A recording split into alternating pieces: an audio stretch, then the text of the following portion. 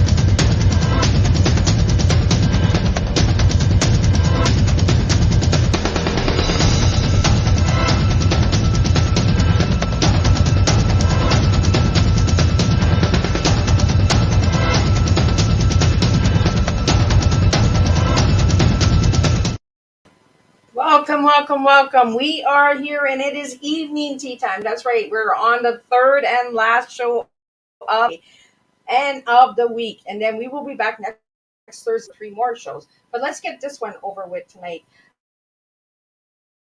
And we have in the studio with me tonight, joining and sharing on the 17th century sword fighting, horseback riding, music, you name it. We're going to talk it tonight on Tea Time.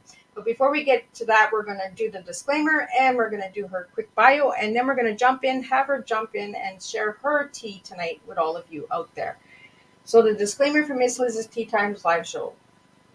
Miss Liz myself is going live using StreamYard. Before leaving a comment, please grant StreamYard permission to see your name at StreamYard.com. Please be advised that the content brought forward for any Tea Time show hosted by myself, Miss Liz, is always brought forward in good faith, however, may bring forth dialogue and opinions that are not representative of my platform. The facts and information are perceived to be accurate at the given time of airing. All Tea Time guests and audience participation are responsible for using their good judgment and taking any action that may relate to this discussion.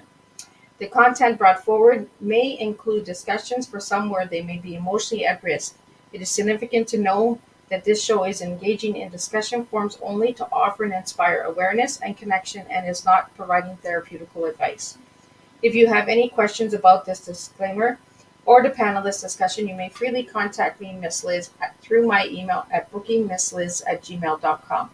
Moving forward, should you choose to voluntarily participate in tonight's show in any aspect, Miss Liz welcomes you. Should you decide that the show is not made for you at this time, I respect that and I will see you at a later show at a later date and time. So there we go. Disclaimer is out of the way. Now let me introduce my incredible guest that I have that has been supported and sponsored by Creative Edge tonight. So I want to let you know that tonight we're going to talk some history. We're going to talk some 17th centuries. And we're going to really create a strong cup of tea. So J.M. Landels, she is a sword fighter, warrior, author, and horse riding. And in addition to her work as a writer, editor, artist, and publisher, J.M. Landels teaches swordplay and horseback riding, sometimes both at the same time. In Langdale, BC, she drew on this experience as well as her time as a rock musician and childbirth educator to inform her fantasy trilogies, Abigail Song. She is currently working on a new series, La Bergers, featuring a shepherdess turnspite into the 17th century France. And my tongue is getting tired. I think it's been a long day. So let me get J.M. Landers in here and let's spill some tea. Welcome, Jennifer. Hi, Miss Liz. Delighted How to are be here. you? My tongue is just a twist, twist, twist. It's so. Could you let the viewers and listeners know where you're from and all of that good stuff? All right, so I write as J.M. Landels, and I'm based out of Langley, BC, and we're on the Stolo and Kwantlen First Nations here. And just as you were starting the show, the sun came out. It's still early evening here, and I wish you could all see outside my window because there's this beautiful golden sun hitting the dark sky, and it's absolutely gorgeous. But it's kind of dark inside the house. But sorry you can't see. Oh wow! Anyway, yeah, I'm here on my farm in Langley where I teach riding and horsemanship and mounted combat. And this is also my office where I write. And I just released the third song in my trilogy, Elenia's Song. And that one is not a 17th century. That one is a fantasy. I'm currently working on a 17th century historical fiction series. Well, thank you for sharing that. And I'm sorry that I got the title wrong. Oh no, don't worry. It's my fault for creating a hard to pronounce title. So what got you into the 17th century writing? Well, interestingly enough, it was an area when I did my bachelor's degree in English, it was my least favorite area in English literature. And then later on, I guess probably about 15 years ago, I decided to deliberately go back into that area, do some reading, do some research. And I ended up getting really fascinated with the period. It's a very interesting period. It's kind of a borderline where scientific thinking is starting to take over from alchemy, and people like Isaac Newton was both an alchemist and what we call scientist these days. So it's a very interesting conjunction of ideas happening in that century.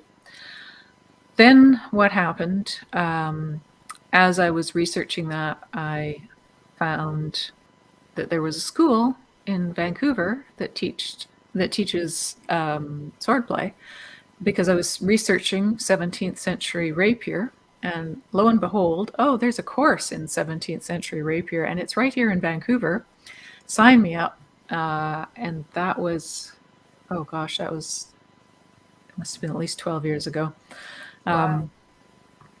So that took me down a swordplay rabbit hole for quite some time, which then, became another profession in that I ended up starting a mounted combat program and teaching people how to use swords as well as ride horses. So is it really challenging to sword fight and ride a horse at the same time? The hardest part is riding a horse. If you know how to ride a horse, you've got, I would say, 80% of the job done. So learning the sword play is a lot easier than learning the riding, especially as an adult.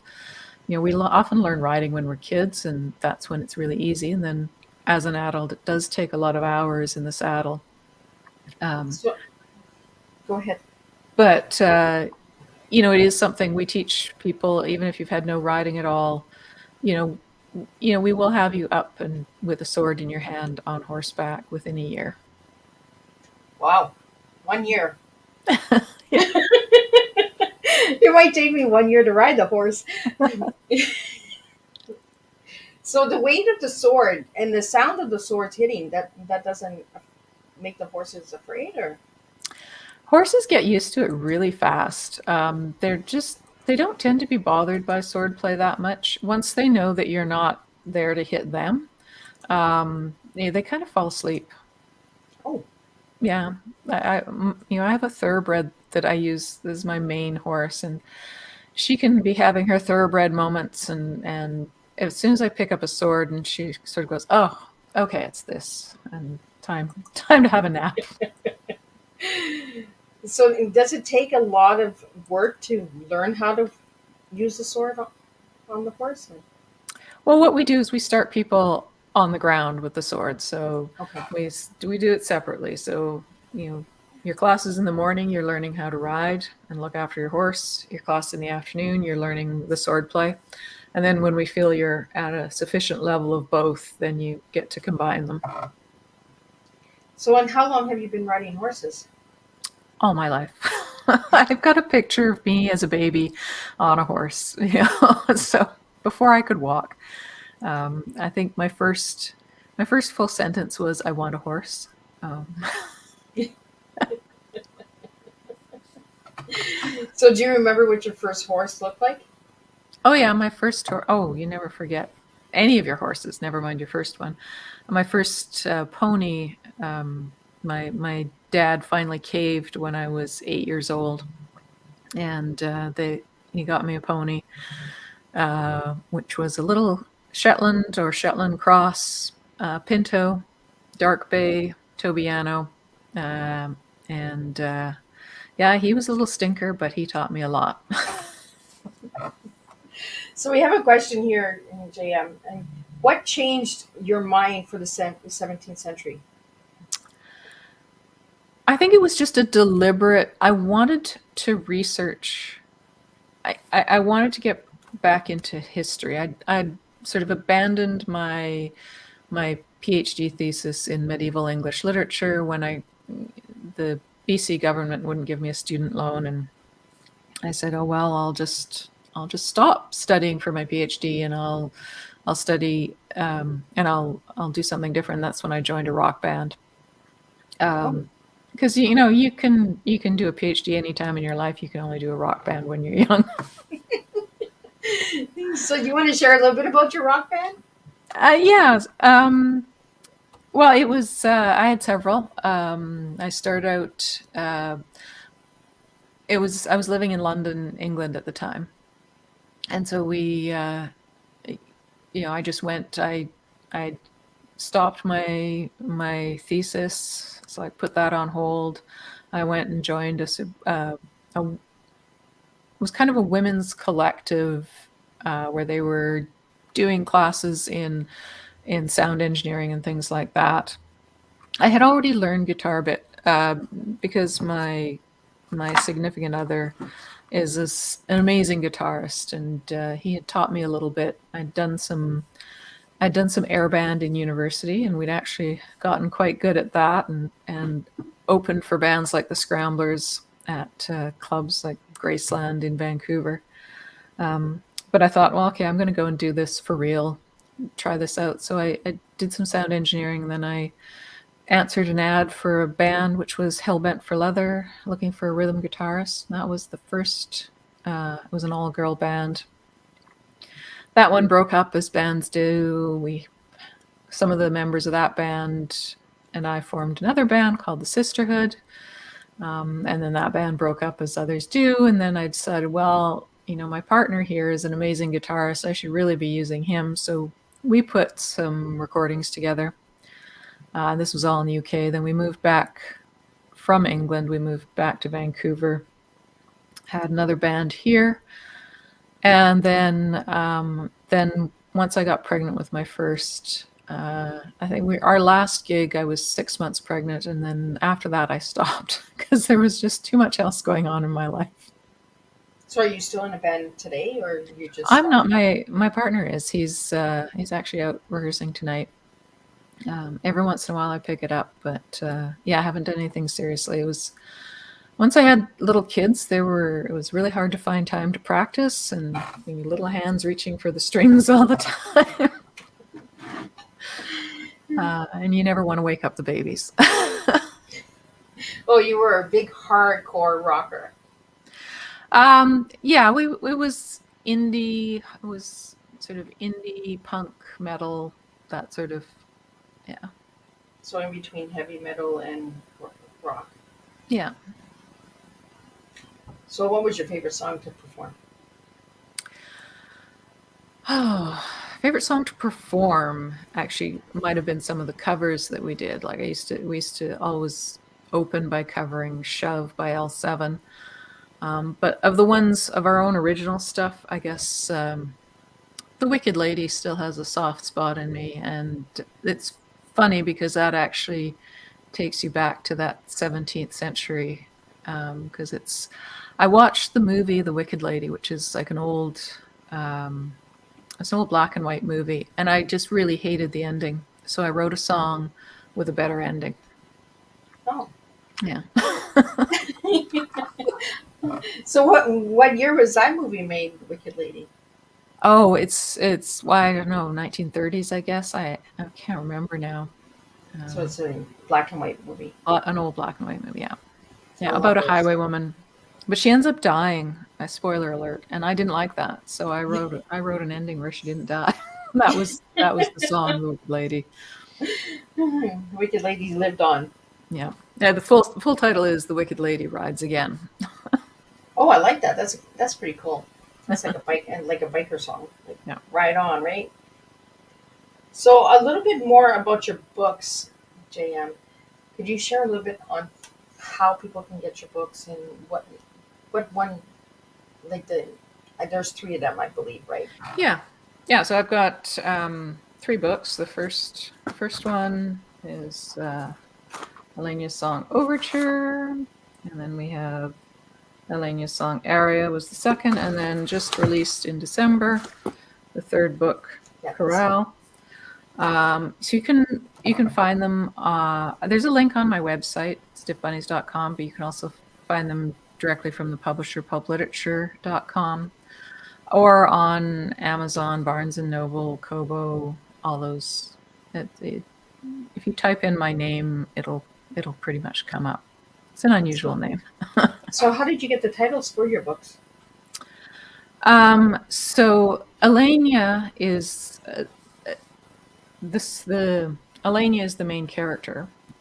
Alenia's song is because it's a fantasy, and her ability is to sing music into magic. So she can turn music into magic. And the 3 titles, Overture, Aria, and Chorale, reflect that. So Overture obviously is the beginning. Aria is the book and middle book when she is out on her own in the world. So that's her solo time. And Chorale is all the voices coming together. So she's, you're getting all the storylines coming together, because there are three main storylines in each book. One is Alenia's, and one is her grandmother, Dane, who is a seer, and she can see the future, not always accurately, but she's. So that's her story, and then her mother's story, because her mother, en route to her wedding, went missing for 2 weeks. And then her story is told, what happened in those 2 weeks. That's told in the first book. And then in the second and third book, the stories of Dane and Larissa, the mother and grandmother, fill in a lot of stuff you kind of wondered about in the first book. So are these names from the 17th century? No, these books are not 17th century. So these are pure fantasy, just set in an alternate world, a sort of probably, Renaissance, medieval period fantasy world.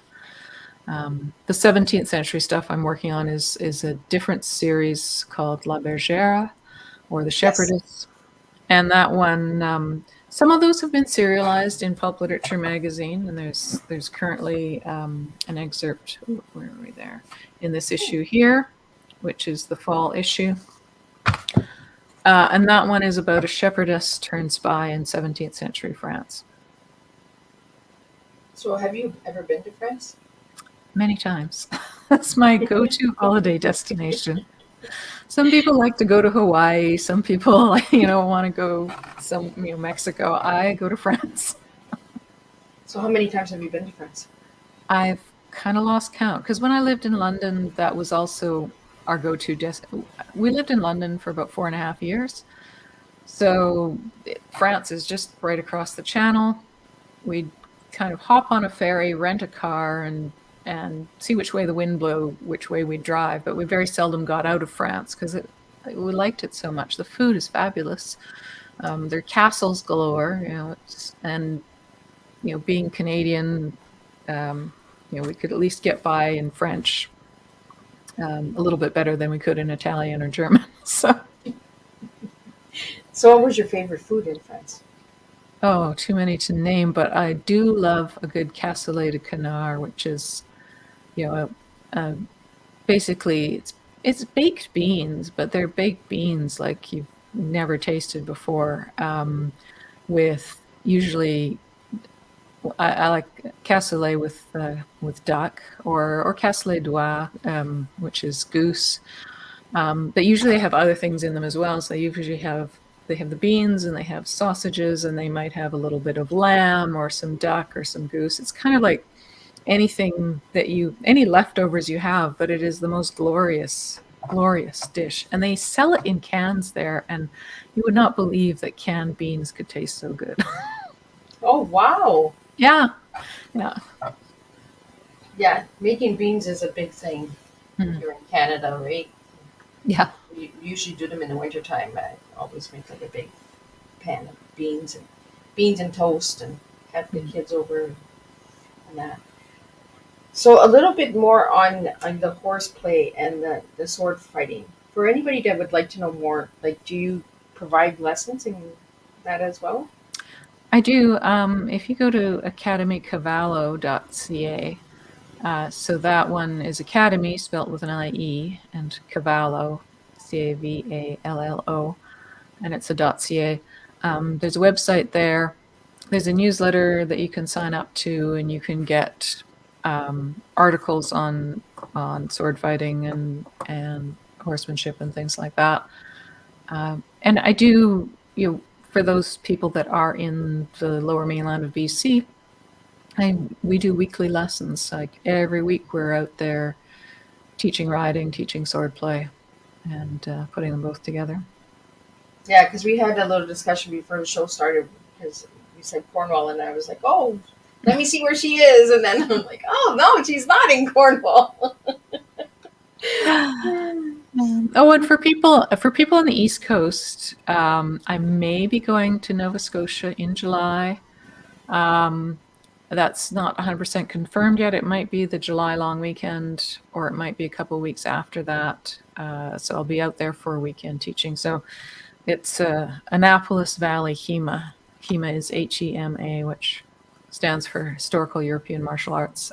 So they're bringing me out there. Oh, so if you're on the far east or the far west, somewhere in the middle, like Cornwall. Other places I'm traveling to, I'm planning to go to Winnipeg for PEMACON this summer, which is July. Well, I know it's on my birthday. It's the middle of July. And then there's also hoping to go to Calgary for When Words Collide, which is the last When Words Collide conference, the first weekend of August. So, and again, anybody in those parts of the country, get in touch with me if you'd like me to come out to your farm or whatever and do a lesson or your riding stable or whatever, or if you just like a sword play lesson, get in touch and we can do something. So is there different weights for the swords? Swords are not as heavy as people generally think they are. Like a rapier, which is your musketeer's sword. So that's like your long, slender sword that the Three Musketeers would have used with the fancy grip. That one, like a couple of pounds at most. And then a long sword, which is your typical knight's sword, again, only 2.5 to 3 pounds.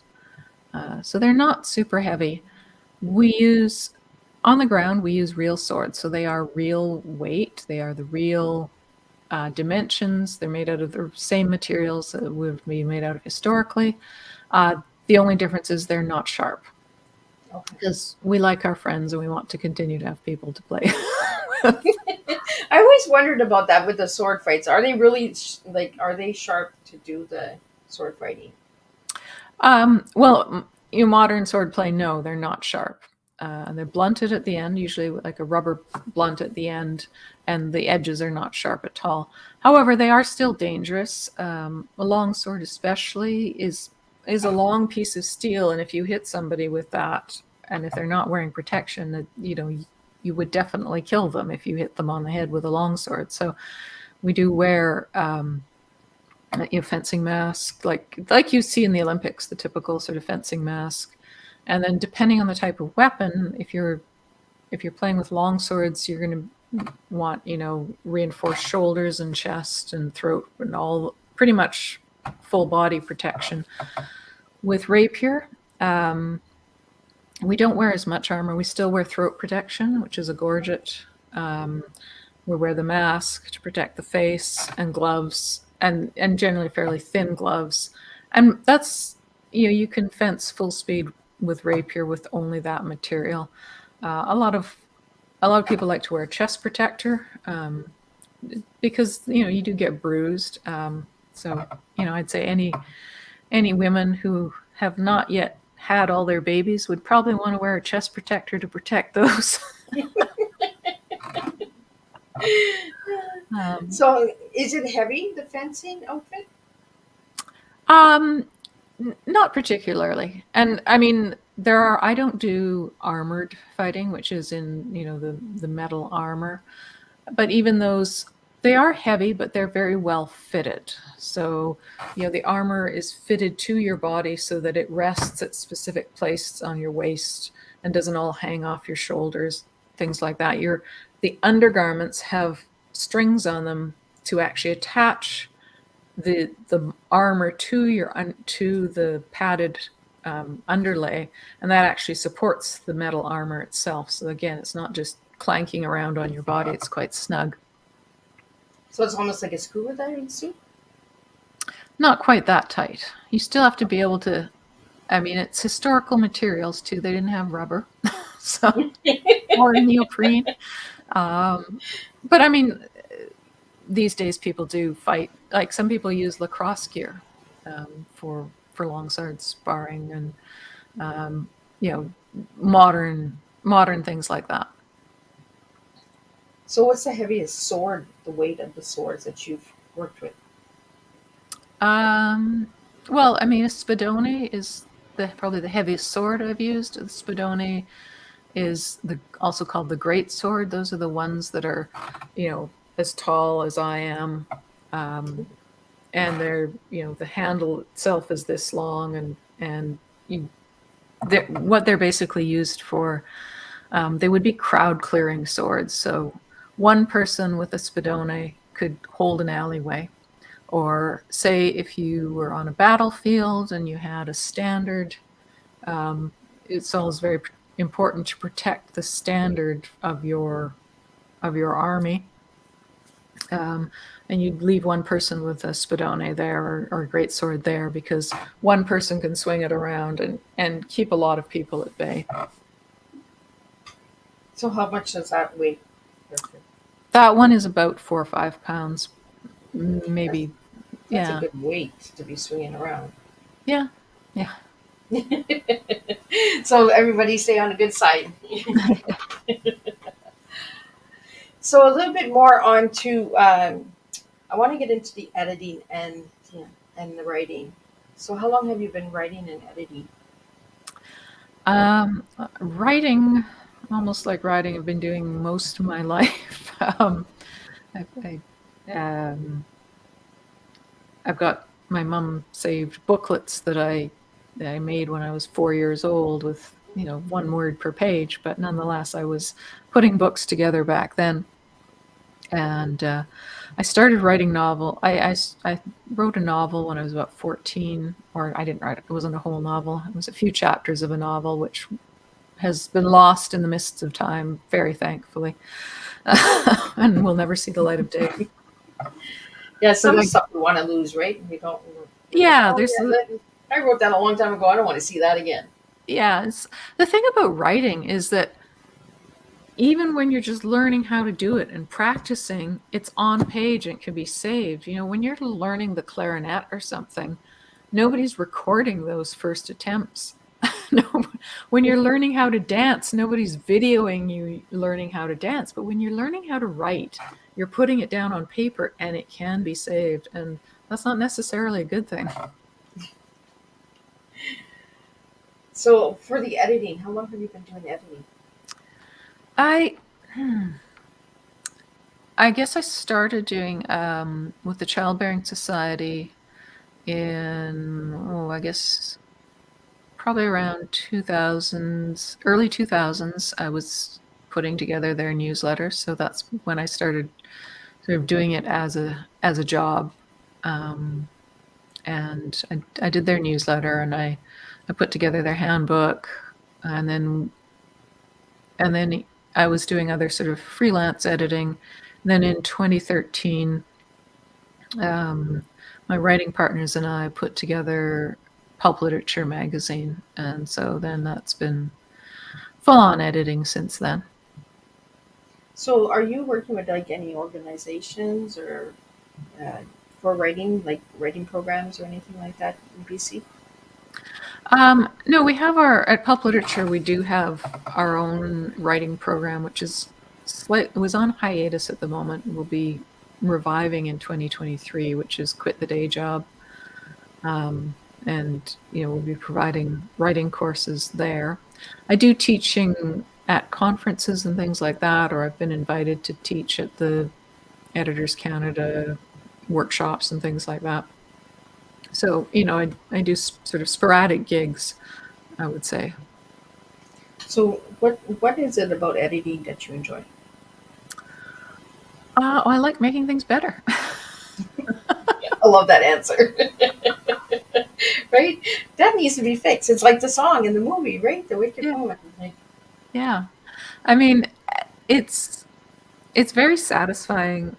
It's very satisfying to take something that's you can see something in and polish it to bring the beauty out, like it's an old cliche about a diamond in the rough. You can when you polish it, then you turn it into something that's presentable in a necklace or something. so it's that little final touch that you need to put on. Yeah. So now let's get into the childbirth educator. What's that all about? Well, after my first daughter was born, I decided I got quite interested in childbirth, and I ended up taking a childbirth educator's course through, at the time it was Vancouver Community College. It's since moved to Douglas College. Then I had my twins, and then after that started teaching, and I did that, I guess, for about 7 years. And then after about 7 years, I decided, I think I've done all I need to do here.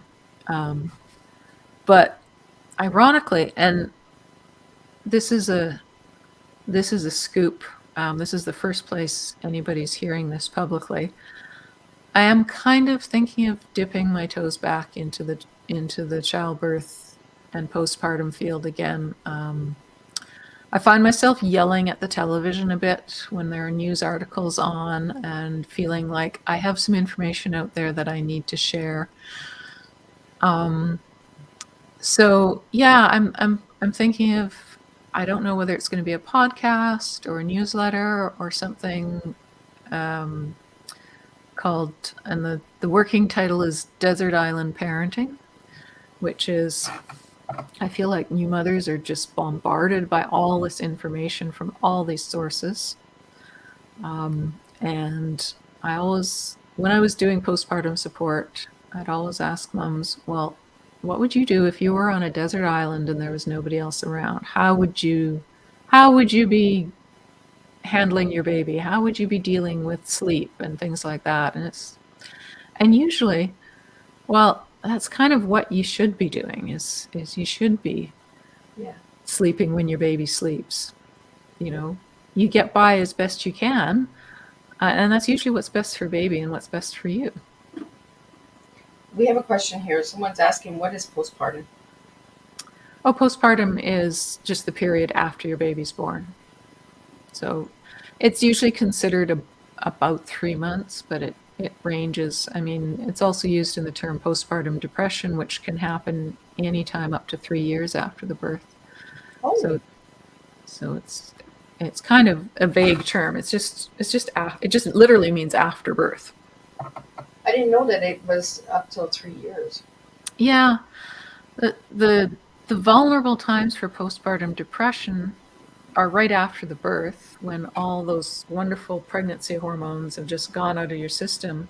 And if breastfeeding isn't going well and you're not getting the hormones from breastfeeding, that's oftentimes when postpartum depression can set in. But it can also set in, like, when you stop breastfeeding later on, or just from other life, other life events can trigger it as well.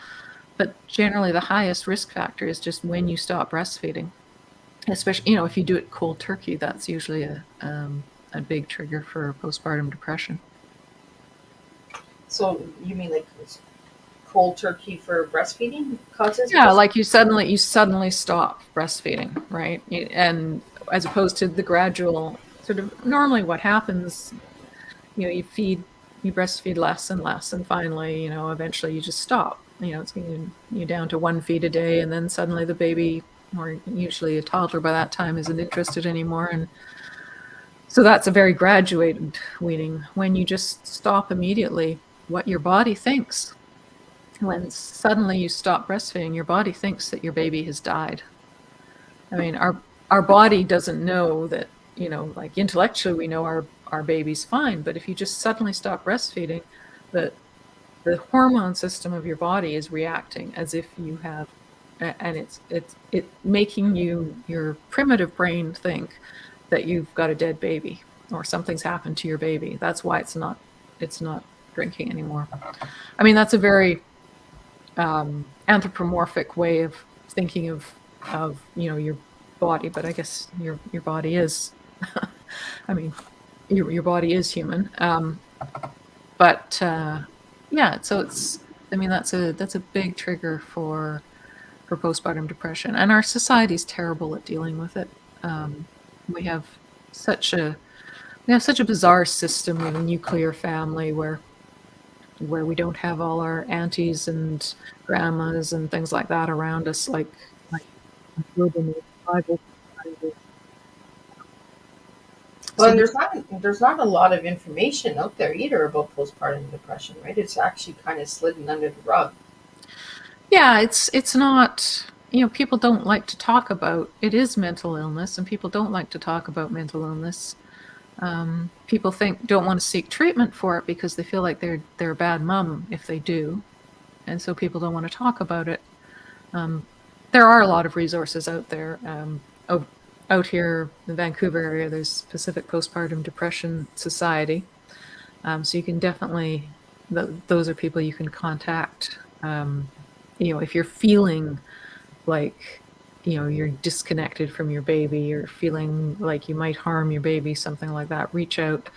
If you don't, somewhere else in the country, reach out to your public health nurse or your doctor. So we have another question here for you, JM, and they're saying you're a childbirth educator. Does that mean you deliver babies? No, childbirth educator means I teach prenatal and postpartum classes. I was also a doula, which is labor support, and I also don't deliver babies, but a doula is just there to support the mom in labor.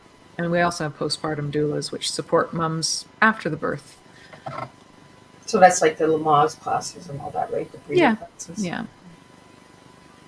So we have a question here. What age do you think breastfeeding should stop?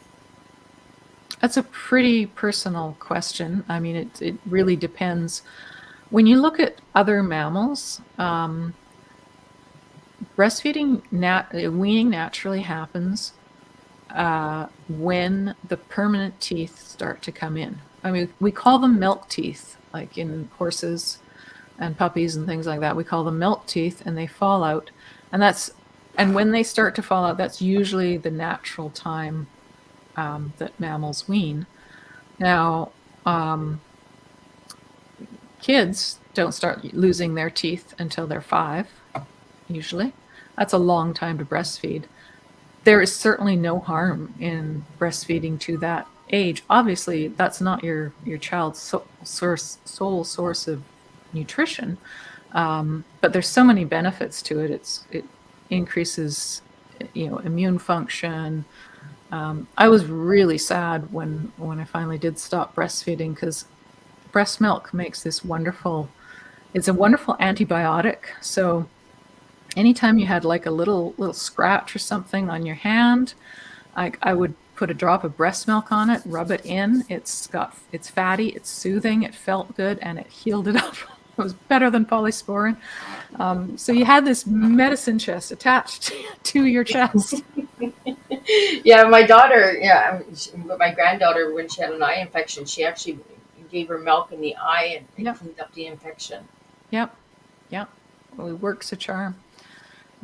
So yeah, no, there's no harm in breastfeeding up, up until they'll generally stop themselves. I mean, one thing to remind parents who are thinking, well, if I don't wean my baby, will my baby ever wean themselves? And it's like, there's no child that ever went to college still breastfeeding. Yeah, they eventually said, hey, you know what, I'm done with this. There's no child that ever went to college still sleeping in their parents' bed either, for those people worried about co-sleeping. They do grow up, and it's a really small period of time when you think about it over the course of a lifetime. Even if your kids are coming into your bed when they're 5 and 6 years old because they can't sleep by themselves, that's still such a small slice of your life to give up, having your bed to yourself. You believe me, you will miss it once they're in their 20s. You'll miss that they came to you for comfort. So we have another question here. The questions are not coming in the studio, but they're popping up here on my phone. Is it costly to sword fight? It's sort of, as sports go, it's kind of in the medium range. It's not as expensive as horseback riding. Horseback riding is one of the most expensive. It's not as cheap as dance. Dance is probably the cheapest. So you do need some equipment. But if you come to Academy Cavallo or Academy Duello, which is the sister school in Vancouver, we have loaner equipment. So when you're first starting out, your real only expense is the cost of classes. And our intro class is $120 for a month. So it's pretty affordable. So another question here we have is, where can they get swords? Oh, believe it or not, you can get them on Amazon these days. Right? Amazon got everything. I know. There are a lot of retailers, depending what you want, like whether you want a training sword, whether you want a replica sword. I did mention the steel swords that we use on the ground, but when we're on horseback, we use nylon swords. So they're the same shape, the same proportions as a historical longsword, but they're made out of nylon, so they're a little bit lighter and a little bit safer for the horses, because the horses didn't ask for this. That was my biggest fear when I first read that you were sword fighting on a horse. I was like, wouldn't the horse be afraid, like, of the banging and the chinging? But like you said, it almost puts them to sleep, right? So, well, they get used to it. I mean, it is the noise that scares them the most at first, right? Like, you pick up a sword and you wave it past their face a few times, and a well-trained horse goes, oh, okay, this is fine. And then you come and you start tapping it against somebody else's sword, and they will pick up their ears and they'll go, oh, what's that noise? And you keep tapping and they go, oh, okay, this is nothing to worry about. So that, and again, the noise of the nylon, we also use wood swords too. It's loud, but it's not quite as loud as the steel swords. And again, we just don't use the steel on horseback. It's just too risky. So you use the wooden sword on the horse? Wooden or nylon, yeah. So what's the difference, like the nylon between the metal? Like the nylon ones are the ones that bend, right?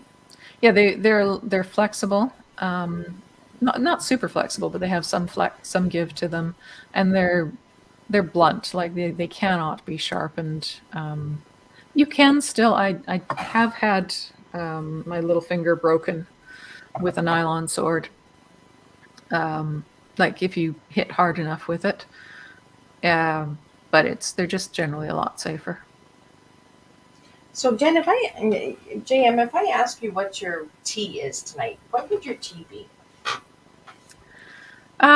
Well, it's very similar to yours. I mean, I am a teacher, um, and I guess the E would be, editing. And the A and the A would be I wasn't expecting the editing. I was expecting the educator. well, But the editing. teaching and So that means you educating. really like editing. You really like putting that final touch on. Well, editing is educational too. Like it's because when we're editing at Pulp Literature, you know, we do the editing on Google Docs, and we do it in suggestion mode so the author can see the edits and has a chance to address them. So it sometimes we take stories that are not quite ready for prime time and we work with the author to bring them there. And those are quite rewarding when we get those stories and we get them, because it does help authors see new authors see how they can word things better, how they can make things clearer for the reader, things like that. So that would be my E, and I guess the A would be for authorship, I guess, because I do like telling stories. That's and I think stories are important. I think stories are how we understand the world, and fiction can be truer than reality sometimes, and fiction can be more impactful than reality sometimes. Well, storytelling is really important, right? Because it brings back the history as well, Yeah. or the future telling. Uh, we could always be telling about the future, visions that we have. I always wondered about futuristic novels and books and that. Like, do they have dreams? Do they have visions? Like, where does it come from? And same as the past. The past, is it something that's within us that we hunger for to understand? Because for me, I love history. I love understanding the vintage, the detail, like you don't see that anymore. Like even with wood, like wooding and all that, like building landscapes and Mm. staircases and that. There was a lot of detail back in the day. Now you just see like a regular, just a little handle, and it's like there's your railing, right? Where Yeah. back in the day it was really detailed, and I think that's what I like about the history. I love the detail of each piece put together. Even the clothing, like I looked at some of the pictures on the covers of your books, and I was just like, wow, really incredible. And then I'm like, it must have took a long time to get dressed. It did. It did. Some of those historical outfits, um, you know, like if you were nobility, you actually had somebody to help you get dressed, because in the Middle Ages, the sleeves were separate and they would sew them on every morning, like with a basting stitch. Wow. And then they could take them off, because also your sleeves would get dirty more, like they get dragged through whatever you're working on. Um, but as you go up through the centuries, you have things like corsets that you need a maid to help you tighten your corset. You have many, many layers and elaborate hairdos and things like that you need help with. But a lot of the peasant dress was also complicated because they had a lot of layers because it was cold. They didn't have central heating. Well, in the summertime, though, they must have been really hot because they still wore those extra layers, did they not? Well, they did, but well, you do get used to wearing extra layers. And they would, you would see pictures of peasant women, with their skirts tied up around their knees. You see paintings of them working in the fields with skirts gathered around their knees, things like that. Um, and they would, you have the ability to, remove your outerwear, right? You can remove your coat, and you've just got a blouse. You'd probably wear fewer petticoats in the summer than you would in the winter. So was the wardrobe part of your in what word am I looking for? Your encouragement to get into the 17th century, like No, like I don't do much dressing up or anything like that. I know there are people who, like in the Society for Creative Anachronism, who wear historical garb and things like that. Yeah, that's too much work for me. I always was like, how long does it take to get dressed, and then how long does it take to get undressed, and then I'm just like, that's half the day there, right there. Exactly. And the thing is, I don't actually want to live in the past. I'm fascinated by the past. I love science fiction. I'm fascinated with the future. But if you gave me a choice of living in the past or the future, I'd choose the future, because I don't want to go back to, a lot of times the past is romanticized. It was simpler times and stuff. But, really, it didn't. It sucked being a woman in the past. I mean, it still sometimes sucks being a woman today, but it really sucked in the past. Your life expectancy was not that great if you were having children. There was more sexism and racism than we experience today.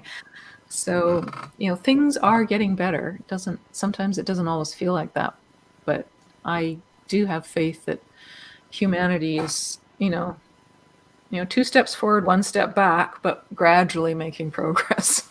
Now, do you think by writing these books that you're bringing a light to women's rights?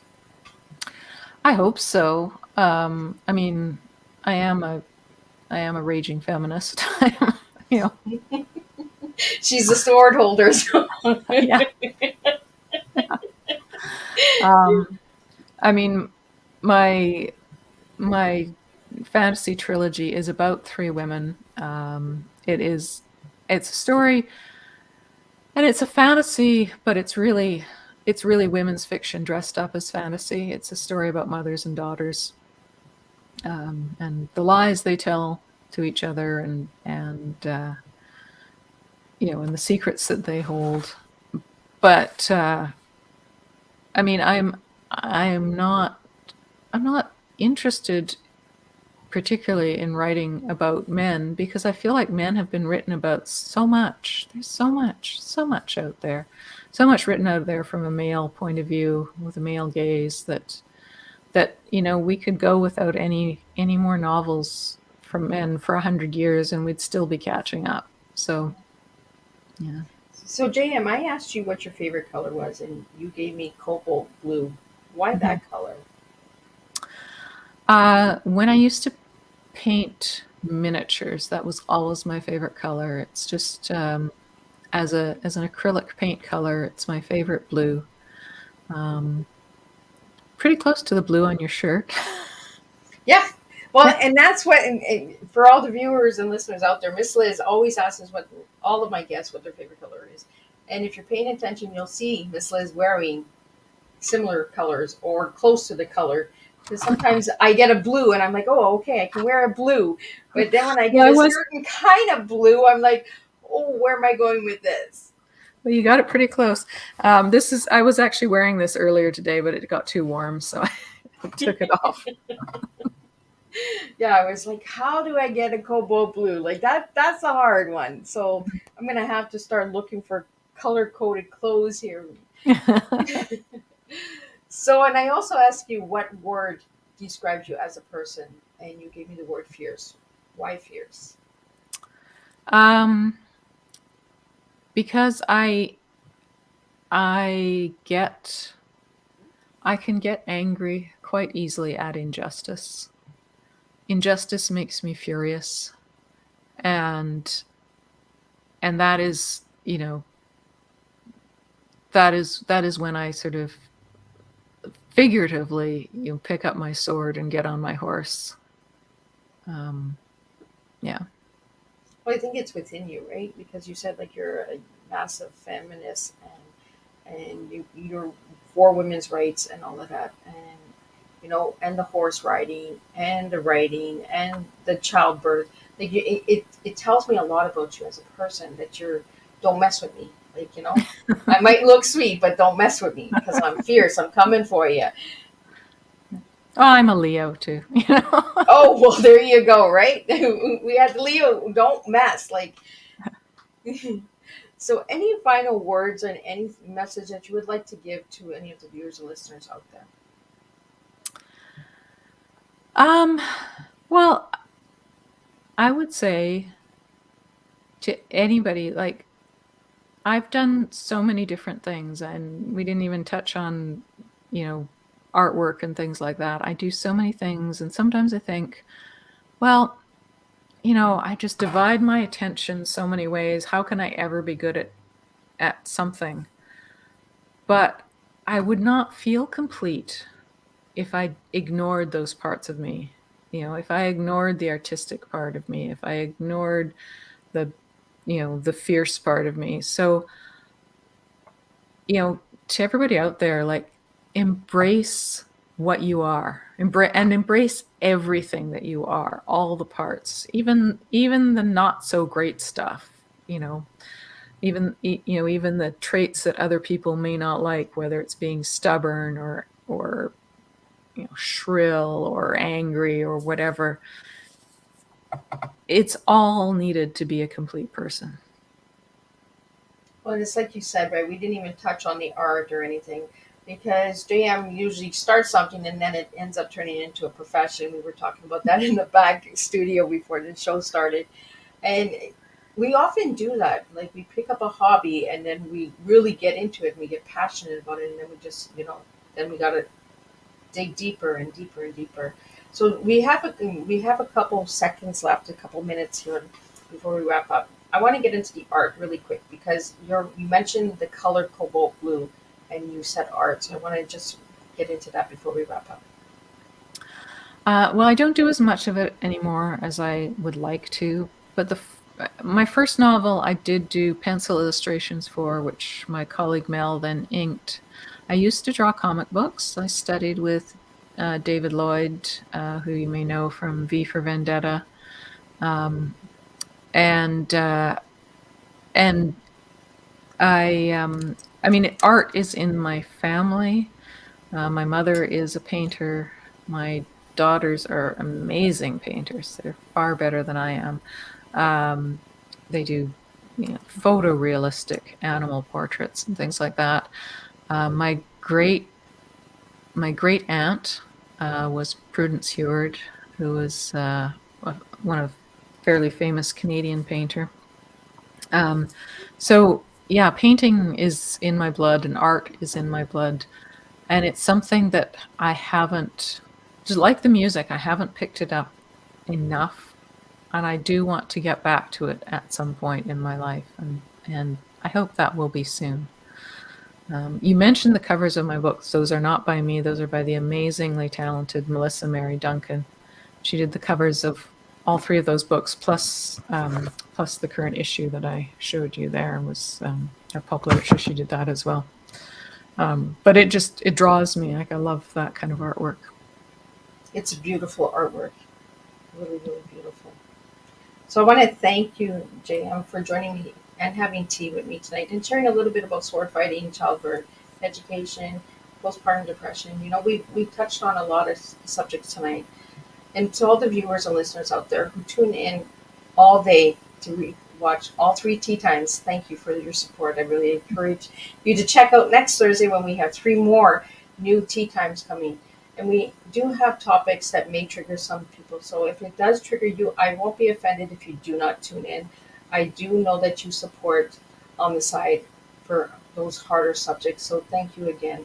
And JM, I want to thank you for bringing the 17th century to the table, some sword fighting and some fierce womanhood, because we really do need some strong women out there. So again, thank you so much for joining me tonight, and thank you to the listeners, viewers, and you can always watch the replays on the YouTube channel or on all podcast stations that Miss Liz's Tea Time can be found on. So again, thank you, and I will see you next Thursday, same time, same place, for 3 tea times. That's right, we're doing 3 every Thursday for this year. So 10 a.m., 3 p.m., and 7 p.m. 3 different tea times, 3 different guests, 3 different teas to make a difference. So thank you all for tuning in for Tea Time and for season 4. We are out until next week. Thank you.